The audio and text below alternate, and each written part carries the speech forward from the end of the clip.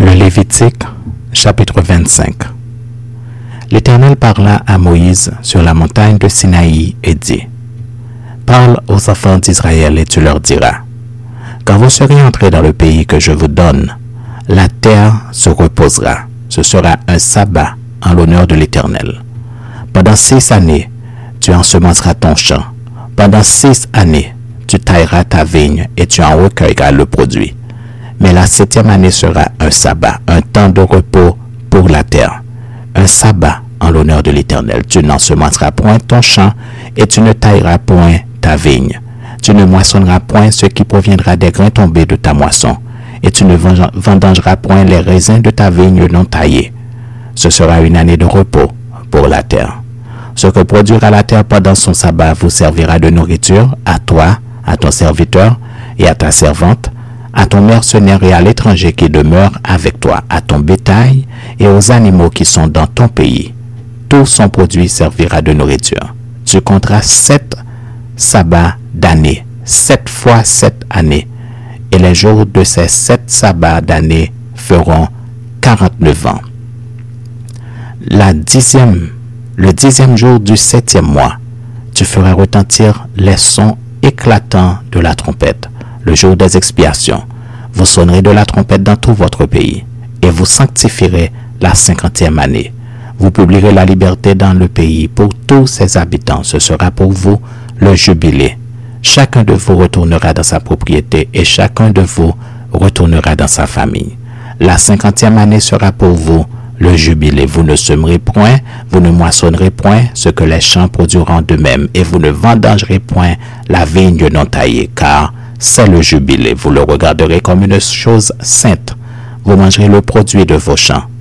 Dans cette année de jubilé, chacun de vous retournera dans sa propriété. Si vous vendez à votre prochain ou si vous achetez de votre prochain, qu'aucun de vous ne trompe son frère. Tu achèteras de ton prochain en comptant les années depuis le jubilé, et il te vendra en comptant les années de rapport. Plus il y aura d'années, plus tu élèveras le prix, et moins il y aura d'années, plus tu le réduiras, car c'est le nombre des récoltes qu'il te vend. Aucun de vous ne trompera son prochain, et tu craindras ton Dieu, car je suis l'Éternel, votre Dieu. Mettez mes lois en pratique, observez mes ordonnances et mettez-les en pratique, et vous habiterez en sécurité dans le pays. Le pays donnera ses fruits, vous mangerez à satiété, et vous y habiterez en sécurité.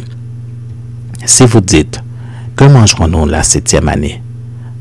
Puisque nous ne semerons point et ne ferons point nos récoltes, je vous accorderai ma bénédiction la 6e année, et elle donnera des produits pour 3 ans. Vous sèmerez la 8e année et vous mangerez de l'ancienne récolte jusqu'à la 9e année. Jusqu'à la nouvelle récolte, vous mangerez de l'ancienne. Les terres ne se vendront point à perpétuité, car le pays est à moi, car vous êtes chez moi comme étrangers et comme habitants. Dans tout le pays dont vous aurez la possession, vous établirez le droit de rachat pour les terres. Si ton frère devient pauvre et vend une portion de sa propriété, celui qui a le droit de rachat, son plus proche parent, viendra et rachètera ce qu'a vendu son frère. Si un homme n'a personne qui ait le droit de rachat et qu'il se procure lui-même de quoi faire son rachat, il comptera les années depuis la vente, restituera le surplus à l'acquéreur et retournera dans sa propriété. S'il ne trouve pas de quoi lui faire cette restitution, ce qu'il a vendu restera entre les mains de l'acquéreur jusqu'à l'année du jubilé. Au jubilé, il retournera dans sa propriété et l'acquéreur en sortira. Si un homme vend une maison d'habitation dans une ville entourée de murs, il aura le droit de rachat jusqu'à l'accomplissement d'une année depuis la vente. Son droit de rachat durera 1 an. Mais si cette maison située dans une ville entourée de murs n'est pas rachetée avant l'accomplissement d'une année entière, elle restera à perpétuité à l'acquéreur et à ses descendants. Il n'en sortira point au jubilé. Les maisons des villages non entourés de murs seront considérées comme des fonds de terre.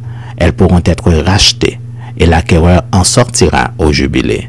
Quant aux villes des Lévites et aux maisons qu'ils y posséderont, les Lévites auront droit perpétuel de rachat. Celui qui achètera des Lévites une maison sortira au jubilé de la maison vendue et de la ville où il la possédait, car les maisons des villes des Lévites sont leur propriété au milieu des enfants d'Israël. Les champs situés autour des villes des Lévites ne pourront point se vendre, car ils en ont à perpétuité la possession. Si ton frère devient pauvre et que sa main fléchisse près de toi, tu le soutiendras. Tu feras de même pour celui qui est étranger et qui demeure dans le pays afin qu'il vive avec toi. Tu ne tireras de lui ni intérêt ni usure. Tu craindras ton Dieu et ton frère vivra avec toi. Tu ne lui prêteras point ton argent à intérêt et tu ne lui prêteras point tes vivres à usure. Je suis l'Éternel ton Dieu qui vous ai fait sortir du pays d'Égypte pour vous donner le pays de Canaan pour être votre Dieu. Si ton frère devient pauvre près de toi et qu'il se vende à toi, tu ne lui imposeras point le travail d'un esclave. Il sera chez toi comme un mercenaire, comme celui qui y demeure. Il sera à ton service jusqu'à l'année du jubilé. Il sortira alors de chez toi, lui et ses enfants avec lui, et il retournera dans sa famille, dans la propriété de ses pères. Car ce sont mes serviteurs que j'ai fait sortir du pays d'Égypte. Ils ne seront point vendus comme on vend des esclaves. Tu ne domineras point sur lui avec dureté, et tu craindras ton Dieu. C'est des nations qui vous entourent que tu prendras ton esclave et ta servante qui t'appartiendront. C'est d'elles que vous achèterez l'esclave et la servante. Vous pourrez aussi en acheter des enfants des étrangers qui demeureront chez toi et de leurs familles qu'ils engendreront dans votre pays, et ils seront votre propriété. Vous les laisserez en héritage à vos enfants après vous, comme une propriété. Vous les garderez comme esclaves à perpétuité. Mais à l'égard de vos frères, les enfants d'Israël, aucun de vous ne dominera avec dureté sur son frère. Si un étranger, si celui qui demeure chez toi devient riche, et que ton frère devienne pauvre près de lui et se vende à l'étranger qui demeure chez toi ou quelqu'un de la famille de l'étranger, il y aura pour lui le droit de rachat après qu'il se sera vendu. Un de ses frères pourra le racheter. Son oncle ou le fils de son oncle ou l'un de ses proches parents pourra le racheter. Ou bien, s'il en a les ressources, il se rachètera lui-même. Il comptera avec celui qui l'a acheté depuis l'année où il s'est vendu jusqu'à l'année du jubilé. Et le prix à payer dépendra du nombre d'années lesquelles seront évaluées comme celles de mercenaires.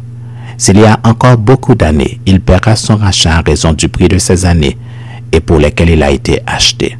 S'il reste peu d'années jusqu'à celle du jubilé, il en fera le compte et il paiera son rachat à raison de ces années.